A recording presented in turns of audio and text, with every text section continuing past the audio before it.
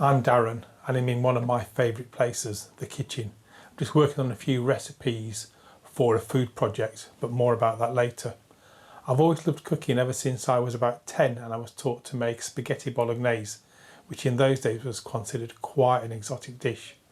And all through my youth and then into being a student, I loved being in the kitchen. And then one day I walked into this shop. In between being a butcher's and a steakhouse, it was actually a vegetarian whole food shop. One of the people behind the counter pointed at me and said, he can cook. And that was it, I'd got a job as a vegetarian chef. Probably says more about the hippie shop owner than it is about my reputation for my dinner parties. And that was it. For 7 or 8 years, I was a chef. I'm also a musician, photographer, some sort of media professional, a social entrepreneur, and a teacher, which takes me back to being a chef. The only thing worse than the hours is the pay. When the chance came to retrain as a community musician, I did just that, and as a result I went from being a vegetarian chef to all the things I just mentioned. I'd like to think people describe me as a Renaissance man. I imagine they actually call me a dilettante. In reality, they most likely call me a jack of all trades. I've definitely been called a food snob before, and I'm going to confirm that now. The French use the same phrase to mean eat well and eat healthily, bien manger. I believe that good raw ingredients cooked well is what makes good food. I also have a thing for proper vegetables. I think they should be bred for flavour, not for speed of growth, ease of packing and cosmetic appearance. I also think that as a culture we've forgotten that this is even a thing. This is a tricky choice, but I'm going to opt for an aioli soiree. It's a village get-together based on socialising, summer vegetables, and a garlic mayonnaise so strong that it'll give you lucid dreams. It should be a community thing, but under the current circumstances, I'm going to invoke the Imagineer's privilege and say that I'm going to be joined by my family and friends. It seems the less fixed the concept of community has become, the more we talk about it. Gone are the days where people lived, worked and socialised in cohesive groups. One of my so-called communities is a group of street photographers from all around the world. But I'm going to talk about a community in an area that I do know well because I work there. In fact, it was once a famous community. Hessel Road in Hull was a centre of deep sea fishing. Pretty much every family would once have been involved in this industry, and it had its own unique set of traditions and superstitions. But with the loss of the Iceland fishing grounds, the area lost its industry, most of its housing, and all sense of cohesion in a decade-long shockwave. And in the following decades, the wealth and dignity was robbed from what was left of the community. But in recent years, there's been a resurgence as immigrants and refugees have settled here, as they often will in the rundown areas of any city. Until I talked myself into this recent role, I've only ever attempted one major food project. While it ultimately came to nothing, it was at least ambitious. I actively lobbied Yorkshire Forward to set up a digital local food hub. The idea was to facilitate local food production, distribution and use. At its core would have been a digital market for restaurants and farmers. Retail customers would get a free ride on the back of this commercial structure. Restaurants would tender out requests for seasonal, higher quality vegetables and fruits. Farmers would then grow this higher quality produce, knowing they had a guaranteed market. I was inspired after visiting what's supposed to be a top local restaurant. I discovered the meat was locally reared, but the veg was out of season bland fare. Unfortunately, this was in 2008, and all of the funding, and Yorkshire Forward for that matter, disappeared overnight. What I will say, and this has been true of many of the projects I've tried to set up since, those that understood the benefits had no power. Those that had the power didn't understand the benefits. I did attempt a gardening club in one of my old schools, but I was told that the bean poles were a health and safety hazard and they'd have to come out, so that was the end of that. My current school's a different story. We have a thriving garden and gardening club. It's run by a great volunteer too, and I restrict my role to running informal foraging parties and occasionally featuring it on TV. I have experience in the commercial food industry, and I have experience of community work. My plan is to put these two together and try and get the best from both. I want good food to be the norm, and I want to live in a better society. I don't think you can have one without the other. Which brings me to where we are now.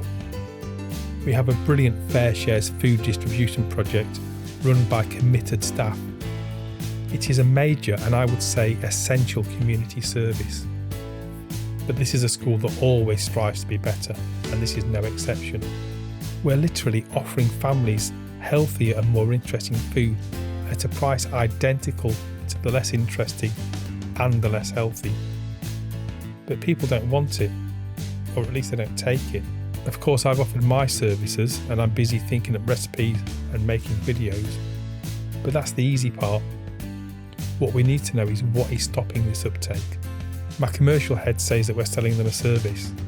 They may not be paying with money, but they will be paying with time and their attention. My community work head says that we're addressing barriers. A good way to get a sense of perspective, to check you're doing the right thing, to maybe pick up some new ideas, is to talk to someone else addressing similar needs and issues. I've been lucky enough to work with Chris Smith on and off ever since I began my career as a community worker. Personally, and through his community organisation, he's had significant positive impacts all across the city. Can't think of anyone better to check in with. So you're working, I mean, you deliver stuff and you deliver stuff as arts, but do you work with other organisations to work in the communities that you work in? Yeah. I mean, everything we do is in partnership, really. I don't think we do any projects on our own at the moment. Everything is in a way, so we don't reinvent the wheel. There's a lot of community organisations that work with, like community centres, youth clubs, schools, youth centres, these kind of places, even the city council, that have a lot of people in a place, even church groups. People go there, but what we do, we come in and provide the extra activities which make their community centres and community activities more attractive to people and more useful to them. And usually that's in some kind of creative artistic endeavour, but not always. Sometimes it's as simple as I provide a little exercise group for old ladies that go along to a snooker club on a Tuesday morning. Well, obviously I'm not doing it at the moment during lockdown, but before lockdown, a group of 17, 18-year-old women would come along and we'd do some basic chair-based exercises, have a cup of tea and a chat, and just basically a sense of community and well-being and sharing of skills in that group. So it's not always arts, but it usually is some kind of art. Now, you were also, when you had the actual building or part of the school building, the Centre for the Arts, you were also to some degree a physical hub as well, and you were bringing people in. And I do remember once having lunch there, and it was a lunch club. It was a seniors lunch club. There were two things. The first thing was I was really shocked to find that I was in the age range where I was entitled to a lunch. But on top of that, I was interested in the fact that you were bringing together a group around food. Who were the group delivering it, and who were the group that were the client group as well? Well, the client group was basically senior citizens generally, but we had a ballpark thing of people over 45, I think it was, to include some people that had additional needs, basically. But generally it was people that had additional needs. Older adults had additional needs, but or pensioners. And it was anybody who wanted to come, but most people who wanted to come came for one of two reasons, really. One of which was to get a good meal, because not everybody living on their own can cook, say, a roast dinner, because it's very hard to cook a roast dinner for one person and make it economically viable. But the main reason people were coming was for the company, I'm sure of it, and the community aspect of that. So getting a healthy meal was part of it, but also getting a healthy sense of community was also the other major thing for it. And who provided it? Well, we did it in we're still doing it. We were until lockdown anyway, but a different venue. And it was originally with an organisation based in Long Hill Link-Up, which went bust, and then it got taken over by Autism Plus, because they basically took over a building that had a good kitchen and they were providing meals, and basically we helped them extend that facility to be delivering meals to different community hubs around the place, and one of which was us.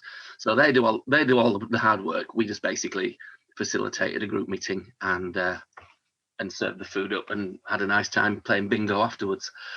Also, you mentioned earlier, just before we started recording, that you were it was Pancake Day yesterday, and you did some kind of food get together around Pancake Day, apparently pretending to be a hairy biker. It was Pancake Day yesterday. So this week we've been going out in the minibus around the same families that we know to keep in touch with them and taking healthy pancake making options. So basically going out with a lot of frying pans, so that each kid has their own frying pan, and a bit of pancake mix, and showing that you can make pancakes from other things apart from glutinous white flour. So one of my favorite mixes is with a bit of oatmeal, a bit of cornmeal, a bit of ground almonds, things like that you can put in. And the topping doesn't have to just be sugar and lemon. It can be, it can be bananas and blueberries and raspberries and nice sweet things, or it could even be savoury. So it's taking around that kind of suggestions how to make it fun, at the same time as making a chef's hat and having a pancake tossing race up and down the road and various things like that. So that's just a little thing that we're doing. So we're going around about 40 families doing that. There's one thing that I see at the moment, and I would like to be able to break the barrier down. And I'm just wondering what your thoughts are on this. So I was doing a little survey of the availability of vegetables, fresh veg in the shops where I live. And I took a little walk down Springbank, which is where I do most of my veg shopping now. And it is so much better than it was a few years ago. And we have the cultural diversity that's come to Hull to thank for this.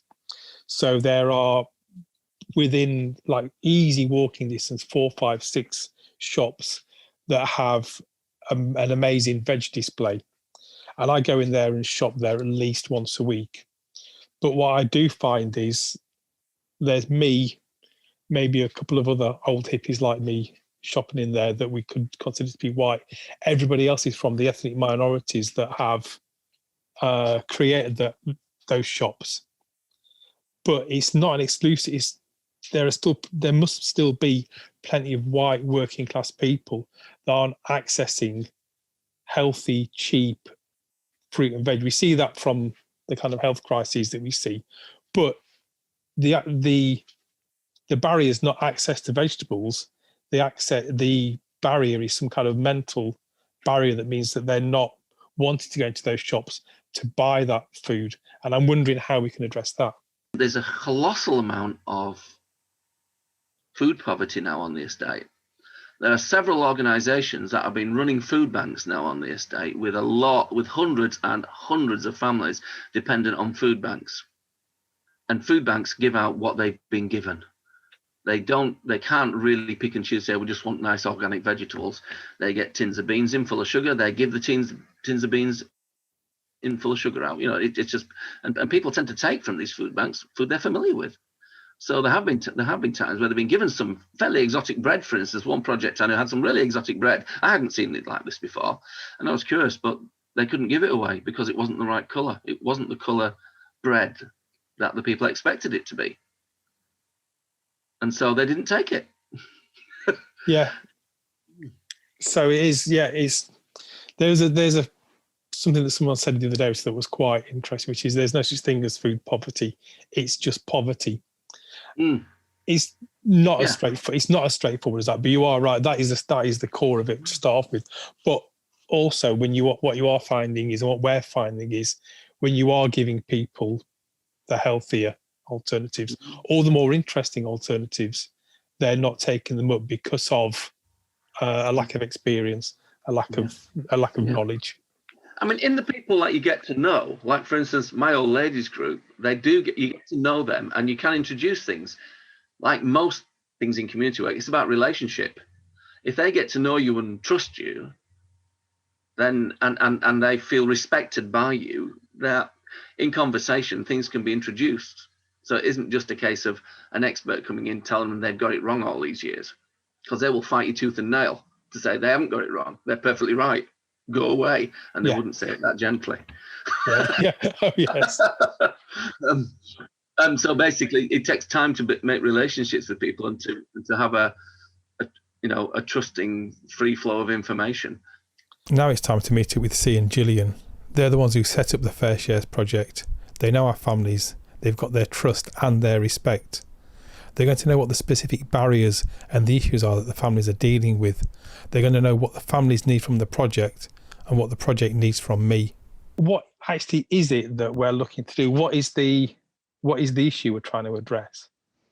I think the main issue is to break the cycle of families not being able to cook. So it's easier for them to go and get frozen produce that they can just chuck in the oven. We can provide decent food through FareShare, but they don't know what to do with it half the time. So it's just to break that cycle of being able to, so that they know what to do with food. And the children can learn from the parents like we did. How do we know that the issue is that they don't know how to cook? They've told us. Yeah. When they come to the FareShare shop, we have, as you know, we get all kinds. They don't want the lentils because they don't know what to do with them. They don't want the butternut squashes because they don't know what to do with it. What is, they'll say, what is that? Yeah. And they will tell us that if it's, not in a box or frozen or, something they can put in the microwave. They'll take a pot noodle as opposed to a fresh piece of meat. Yeah. And the fruit and veg. I've been asking other people, and I've been discussing with other people because of some of the projects work that I'm doing, and they're coming up with things that we should be looking out for. And one of them is, even if we teach people how to cook and we get them enthused, are they going to have the facilities at home to do the cooking that we're asking? Right, okay. So we can send out a questionnaire once they've said, that they want to join the food club, and ask them whether there's anything that they need for them to be able to achieve this. We've also got funding from Reptone, so that if there are families that are desperate to join in but they don't have a cooker that works properly, then we can then put in for additional funding to get them supplied with, other things. Yeah, and it's white goods, so even if it was down to a microwave, if it was, if they didn't have the ability to put a cooker in or whatever, that's quite flexible. Yeah, fridge freezers. Yeah. So I don't mind, and I think we have a good relationship with our families to ask those questions. Have you got the pots and pans? Do you need them? Do you need extra utensils? I think our families would be quite open and say, actually, I haven't got a colander. Well, that's not a problem. We can get you a colander. I know we've already got quite a lot of interest in it through some of our parents that are regular visitors to FareShare, but we don't know how wide this will spread. We don't know where the interest will come from at the minute. It might come from outside of the FareShare even. So it's just a trial initially, isn't it, to see how we're going to move forward with it. I think we've got a clear idea on what we're going to address, what issues we're going to address. It's the how we address it, especially from my point of view, because I'm going to be producing some of the materials, and I've got to make sure that I'm doing it in the right way, that's not condescending, that's not addressing things that aren't achievable, that isn't. I'm really, one of my real concerns is that with a lot of food initiatives that I see, we push things like health, which is great, but when I see that someone's going to start talking about eating healthily, what I worry about is that they're just going to talk about eating piles of boiled vegetables, and I worry, and that's me as a chef, and I worry partly because that has been true in the past, but also that it's going to be that's going to make it unappetizing for parents. But one of the things, talking to other people, that I'm worried about is if we make it a form of education, then we're digging into the idea that parents don't have the skills, don't have the knowledge, and we're kind of, the first thing we do is address their lack of skills, their lack of knowledge, and it feels like we're undermining their confidence. And I'm wondering how we make something that is appealing, that addresses in a lot of ways education, addresses in a lot of ways health, without making that another barrier. Do we run with a test group? And so we ask who's interested. They tell us that they're interested, and then we ask them specific questions. And we say to them, "You're going to be our test group. We want to know. We want feedback from you. So, you know, do you have the utensils? What are your capabilities? You know, like, do you know how to small dice an onion?" I mean, it's not a stupid question. No. But, do you know, but there'll be a lot of people that'll have a knife, but won't necessarily have a sharp enough knife to be able to cut an onion small enough.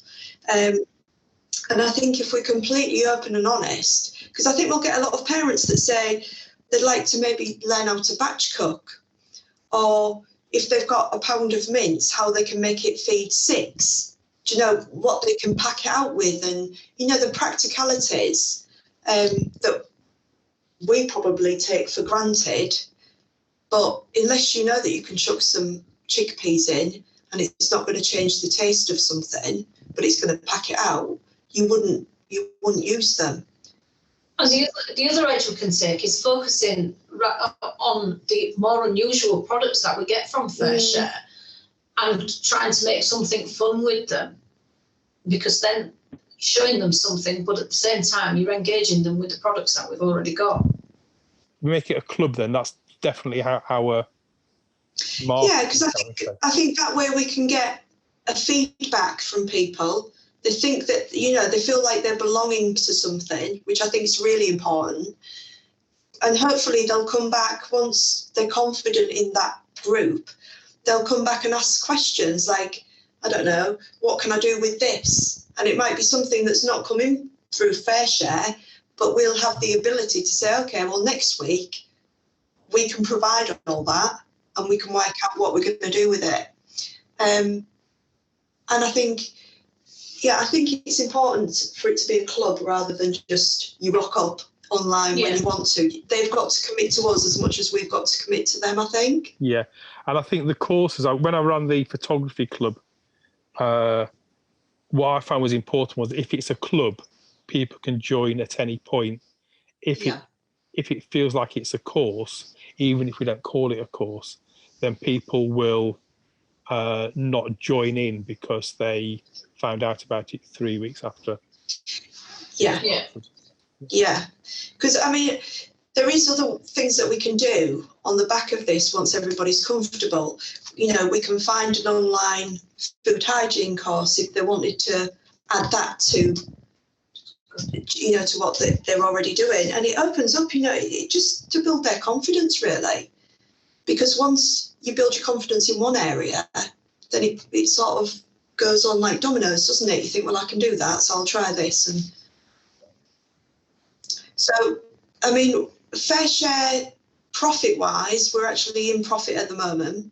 So we do have the capabilities at the minute to be able to go out and source things that we don't already have, like herbs and spices and stuff like that. And I think it'll just be a case of, I think the first few runs are just going to be a test run, aren't they, really? And wait for the honest feedback. And we've definitely got a couple of families already interested that will give us complete, honest feedback of what they think. And I think it's just taking that feedback on board and saying, okay, then, well, it's your club. Let's work it for you. All of this is a bit overwhelming, to be honest. I know where I am with education and community arts, but I'm a bit out of my depth here. I think I know just who to turn to. Anna Root is the Development Officer for Hull Food Partnership. I've already benefited from her newsletter and her email circulars. In fact, I think that if it wasn't for Anna, I wouldn't be doing any of this now. And yet, I'm going to be meeting her properly for the first time. Within the city and nationally, what support is there for an organisation like the school's food club, which is what it's going to be when we set it up here? Okay, so I mean, the first person I was going to tell you to speak to, which I presume you've made contact with her already, is Katie Todd, who's the programme manager for Food for Life in Hull. I'm really new to this. I thought I'll go and take photographs of what the veg counter looks like in Sainsbury's, and this will all be great. And then just by mentioning what I'm doing at school and some ideas, it's suddenly gone from that to I really need to get more embedded in what's happening in the food in Hull. So now I know very little. And of course, what I would have been doing is I'd have been going to events and putting myself out there over the last couple of months, and we've been stuck in virtual meetings when they happen, so I haven't happened across anyone. So tell us more about the Food for Life. So I mean, Food for Life, aren't they funding the project that you're doing? They might well be. It gets complicated.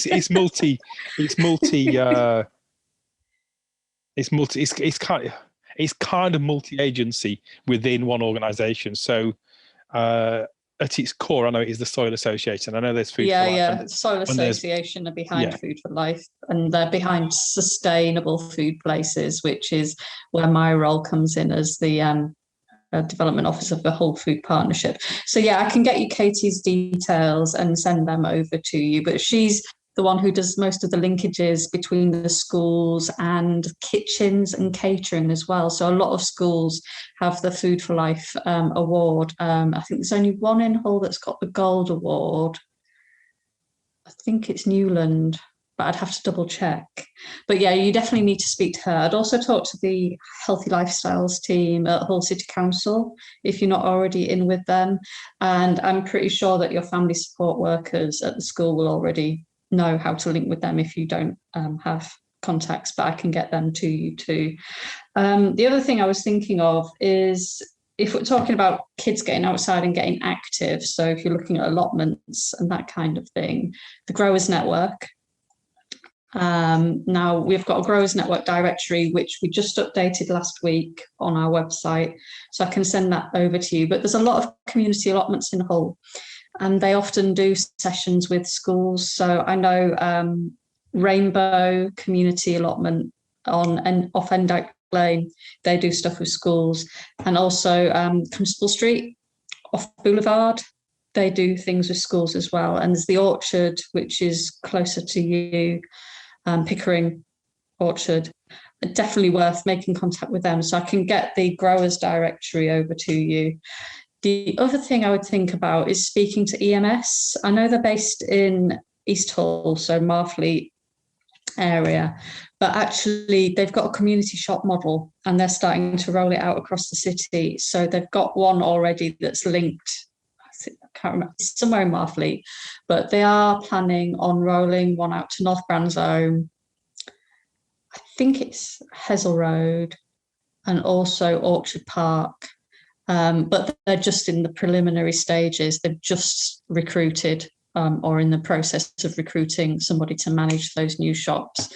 But that's the model that I was talking about, where you hand over your £2 and then you can choose 10 items or whatever. And historically, they've found fresh veg and fruit hard to shift. So sometimes they chuck them in as a freebie on top of whatever people decide to choose. But it's that whole dignity and choice element as well. You don't want to just be giving somebody a food parcel and going, there you go. It's about being able to make your own choices of what you want to eat. The Healthy Holidays scheme will be coming into force in Easter.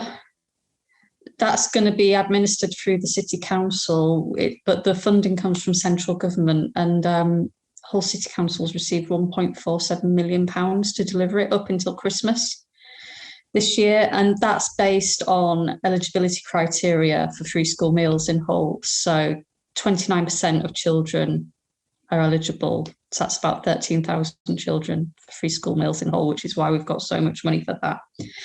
I'd also consider, if they've got quite active people in the school, getting in touch with Keep Britain Tidy and potentially becoming an eco school, because what they do is they link the objectives of the eco school into the national curriculum, and it's meant to be directed by the children. So the children make the choices on what areas they want to focus on. So food, growing, sustainability, they would feed in really nicely to the work that you're doing, especially if you're thinking about doing an allotment.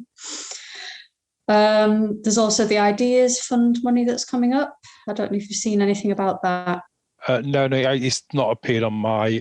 I get quite a few feeds for funding, and we've over the last few weeks since I've started this project, I've seen nothing really appropriate.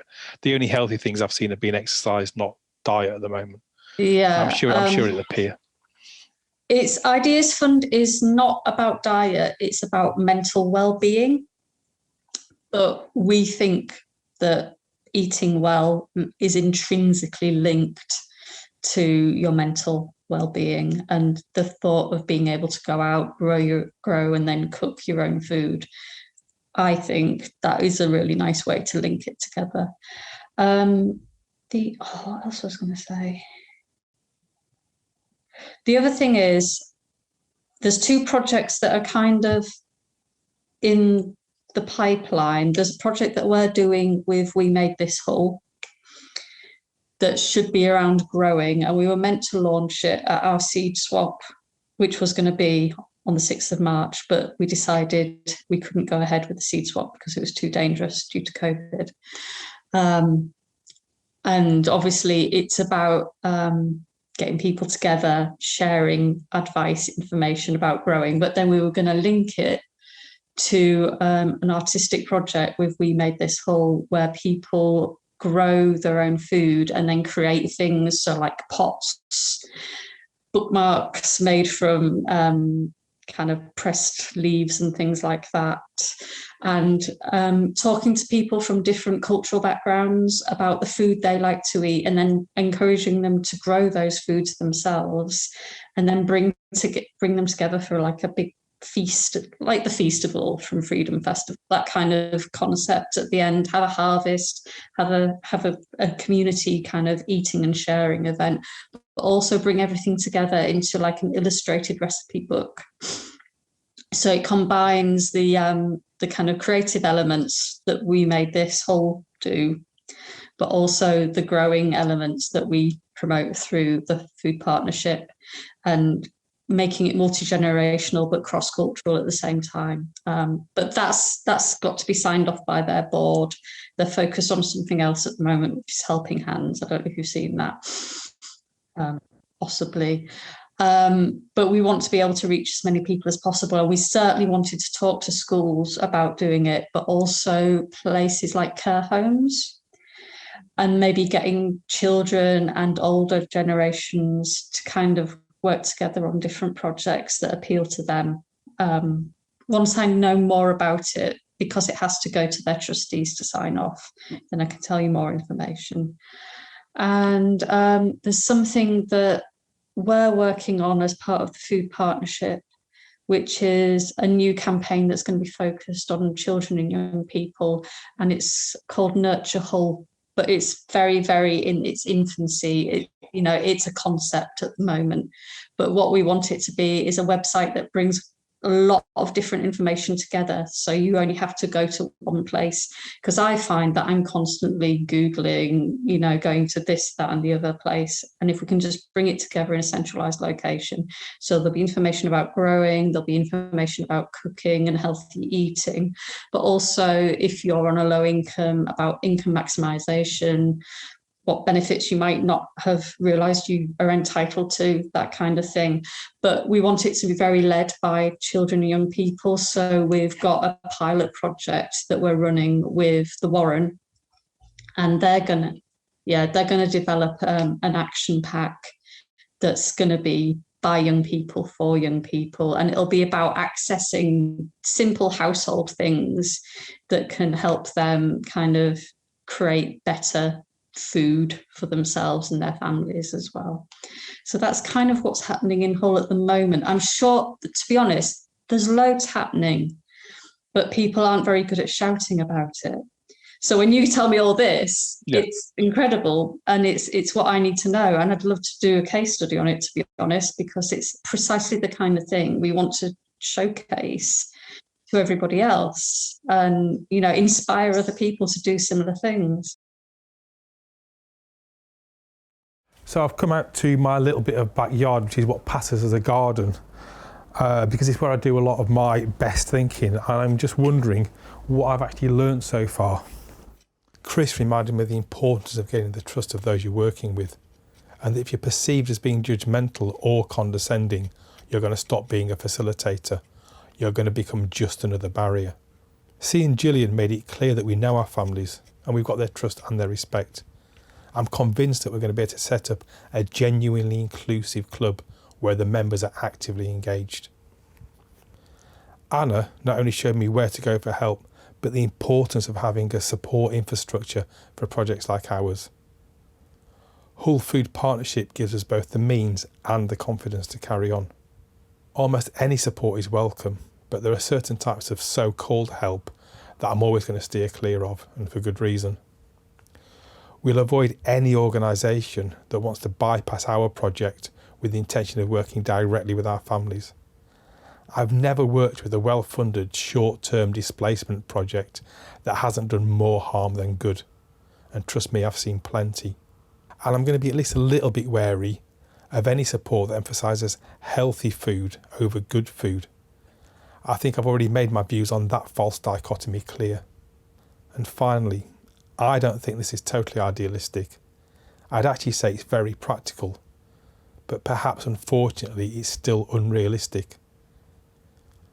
We can teach people, we can support them, we can give them confidence, we can contribute to our community. But we can't solve real food poverty, because that's just poverty, and we need the whole of society to fix that bit. Maybe we do need to accept what we can't change, but we can still change what we can't accept.